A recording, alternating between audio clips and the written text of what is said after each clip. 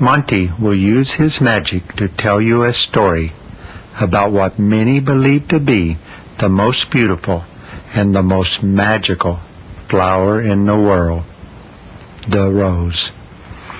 Before roses were discovered, it was very difficult to express emotions such as love, respect, and friendship. But all of these emotions can be expressed easily with the magic of the rose. The color of the rose reflects the emotion. The color of love is expressed with the red rose. Nothing in the world expresses love with as much sentiment and elegance as the red rose. Next chance you get, tell someone you love them with a single red rose or two.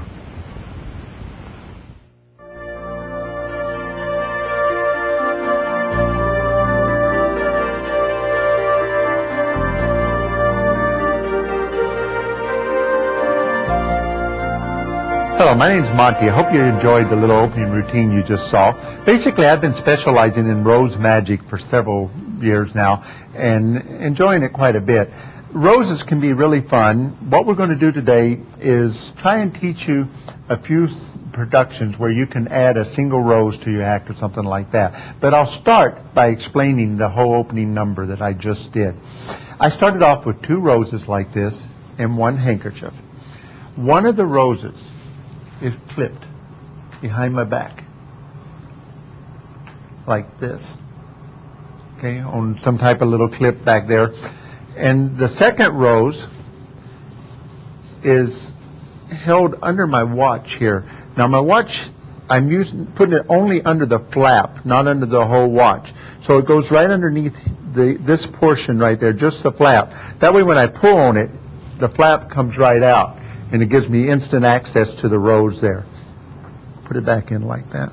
Okay, so it's in there like that. Now, if you're not using a watch, you can use a little Band-Aid right up here, and nobody really questions a Band-Aid there, and put it right under the pad portion of the Band-Aid instead of the watch, and that'll hold the rose steady, so you can keep it in there like that. The handkerchief. When I display the handkerchief like this, you'll notice that I'm holding it with these two fingers over here. Very important, because that gives me free access to these two fingers. So when I spread the handkerchief like this and show it, here's what's happening. Spread it like this. I bring it around, holding it with those two fingers. These two can grab that rose right through the handkerchief, pull it loose from the flap, and then lift this up, making a very pretty display against the back of the handkerchief there like that. Now you notice that the rose here is held by the three fingers right here in the thumb. Basically what this is gives me a flip stick type move, where all I have to do is just pivot the rose like this, and now it's resting up against this arm over here like that. This happens as I turn around like this and I cover the rose. See, it's up there with the arm. Let me give you another angle on that. So we're sitting here like this. Okay, I cover the rose. It flips back up like that. So now it's behind the arm. Then I drop the handkerchief, so it's like it kind of vanished right in the handkerchief at that point. At this point, I pick up the handkerchief here like this. Okay, show this hand empty. Come around like this and around, and then show this hand empty. Now basically what happens there is a transfer. We've got the rose here like this, resting against the arm. Okay? I show this hand empty. Show the cloth on both sides. As I bring the cloth around, you notice I've got a lot of cover here with my arms. This thumb picks up the rose, brings the stem up behind the arm there, and then this hand comes out under the handkerchief like that to show empty. So basically, I won't try and cover it too well, but you're looking right there. There's the transfer, and then this hand's empty up here. So now the rose is over in this arm over here. Pick it up again, And now we're going to do that same basic production that we did before, but on the other side. You see, I can probably give you a better angle from this side. Okay, like that. We bring it around, pick up the rose right here. It's now in my left hand. As I uncover, like that, there's the rose, again with a very, very pretty display against the black backdrop like that. Another thing kind of important at this time is you notice these two fingers here grabbing the bottom of the rose. That's so I can let go of the handkerchief here. So you have to kind of transfer your fingers there while you let go of the handkerchief and pull off the handkerchief like that. Hold the handkerchief between the thumb and first finger and pick it up between the little finger here and your fourth finger. That gives you a very wide area of coverage there, like that. So we show that the rose, the color of the rose in the case of my story, tells all. Cover it with the handkerchief. Because of that wide display, you get a lot of coverage there. And what happens here is we cover it like that. This finger also, as I pull it up, grabs the handkerchief. You can see it right there. That makes the handkerchief very tight. There's a reason for this. I want it to look like the rose just collapsed. As I pull this down, the rose fits right in the palm of my hand. There, like that. See, I've grabbed the rose, but see how the handkerchief just kind of collapsed between the two hands there instead of just falls? That also gives me cover to pull this rose up against my arm like that as I let the handkerchief then slide out over this hand like it just fell. Like that. Then when you bring it back, again pick up the handkerchief between the same two fingers like that.